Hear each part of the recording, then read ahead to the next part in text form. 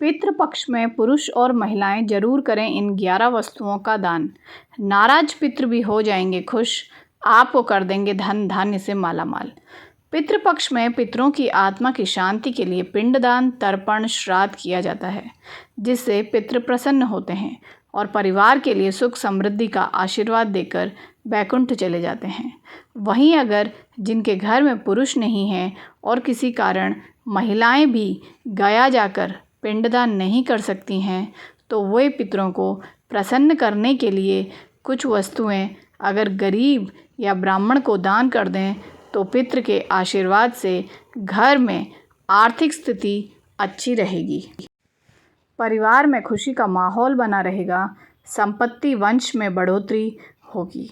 पितृपक्ष में 11 वस्तुओं का दान जरूर करना चाहिए, इससे पितृ प्रसन्न हो जाते हैं। फिर आपके परिवार में किसी भी चीज़ की कमी नहीं होगी।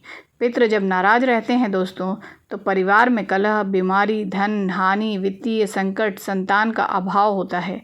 आइए जानते हैं कि पितृपक्ष में किन वस्तुओं का दान सभी को करना चाहिए। आपके परिवार में भी कोई पुरुष नहीं है तो महिलाएं पितरों को खुश करने के लिए पितृपक्ष में इन वस्तुओं का दान कर सकती हैं।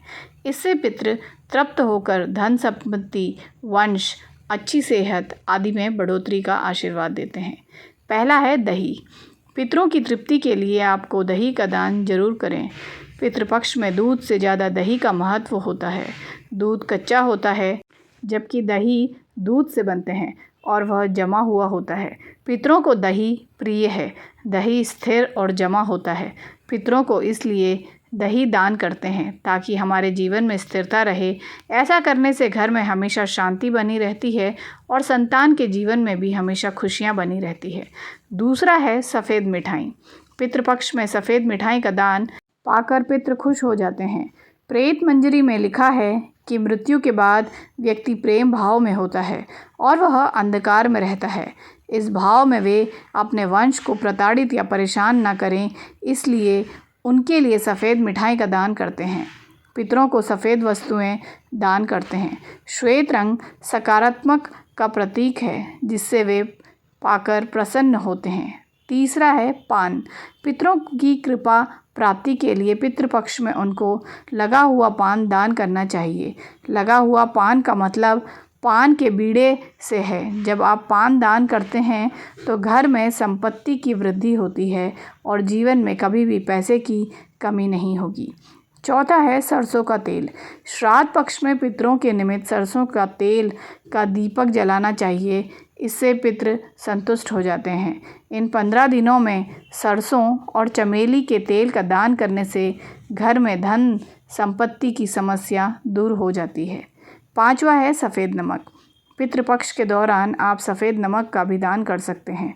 सफ़ेद नमक के दान करने से पितृ प्रसन्न होते हैं और कुंडली में पितृ दोष भी समाप्त हो जाता है। छठवा है केला। पितरों को खुश करने के लिए पितृपक्ष में पके हुए केले का दान करना चाहिए।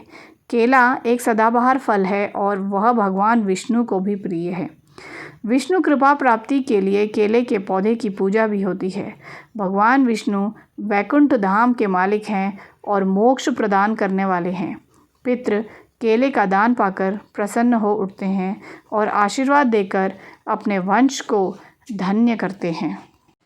तो सातवां है जूते या चप्पल का दान। पूर्वजों के निमित्त और उनकी आत्मा शांति हेतु जूते या चप्पल का दान करने से पितृ प्रसन्न होते हैं।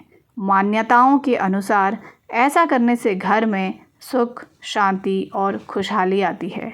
शनि और राहु दोष भी समाप्त हो जाता है। आठवां है वस्त्रों का दान। जिसे भी भोजन कराया जा रहा है उसे जूते चप्पल के अलावा वस्त्रों का दान भी करना चाहिए। वस्त्र दान में धोती, टोपी या उत्तरीय गमछा दिया जाता है। कहते हैं कि पितृ अपने वंशजों से वस्त्र की कामना आदि करते हैं। नौवां है छाता। श्राद्ध कर्म में मनुष्य की मृत्यु के बाद 11वें दिन और शय्यादान में छाता और जूता दान देने की प्रथा है। मान्यता है कि यह मार्ग में पितरों की छाता से ग्रीष्म के ताप और वर्षा से रक्षा करता है। यह भी कहा जाता है कि इससे पितरों की छत्र छाया बनी रहती है। 10वां है अनाज।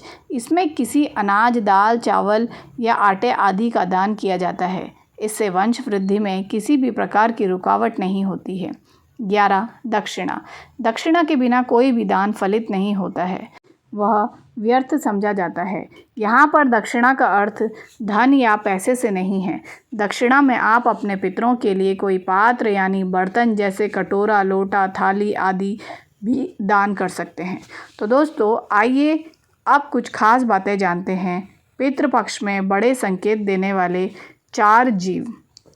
तो पहला है, पितृपक्ष के समय में कौवे की प्रतीक्षा उन सभी लोगों को रहती है जो अपने पितरों का श्राद्ध करते हैं। कौवा जब आता है तो वह आपके पितरों से जुड़े संकेत देता है। यदि आपने अपने पितरों के लिए भोजन का अंश निकाला है तो वह उसे खा लेता है, तो समझ लीजिए कि वह भोजन आपके पितरों को प्राप्त हो गया है।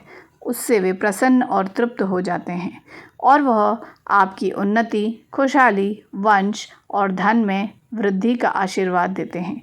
यदि आपके दिए गए भोजन को कौवा नहीं खाता है तो वह अन्य पितरों को प्राप्त नहीं होता है। इससे वे अतृप्त रह जाते हैं। अतृप्त और नाखुश पितृ नाराज होकर श्राप देते हैं। दूसरा है गाय। हिंदू धर्म में गाय एक पवित्र और पूजनीय जीव है। धार्मिक मान्यताओं के अनुसार गाय में देवों का वास होता है। पितृपक्ष के समय में आप गाय के लिए भोजन निकालते हैं और वह उसे खा लेती है तो वह पितरों को प्राप्त हो जाता है। यह संकेत है कि आपके पितृ आपसे प्रसन्न हैं।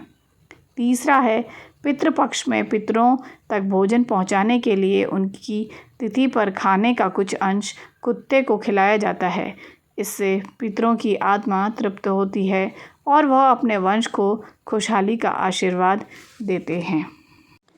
चौथा, पितृपक्ष में पितरों की तिथि पर भोजन बनाया जाता है। फिर उस भोजन का एक अंश चींटियों को डाल देते हैं ताकि वे उसे खा लें।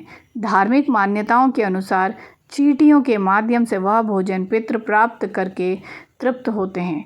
यदि अगर इन 4 जीवों ने आपके हाथ से खाना खा लिया तो समझो आपकी किस्मत चमक जाएगी। तो दोस्तों, उम्मीद करती हूँ आप आज की मेरी ये वीडियो पसंद आई होगी। तो मेरे वीडियो को लाइक ज़रूर करें, कमेंट में जय श्री कृष्ण लिखना ना भूलें और चैनल पर अगर पहली बार आए हैं तो मेरे चैनल को सब्सक्राइब ज़रूर करें। तो दोस्तों, मिलते हैं अपनी अगली वीडियो में। तब तक के लिए bye bye and take care दोस्तों।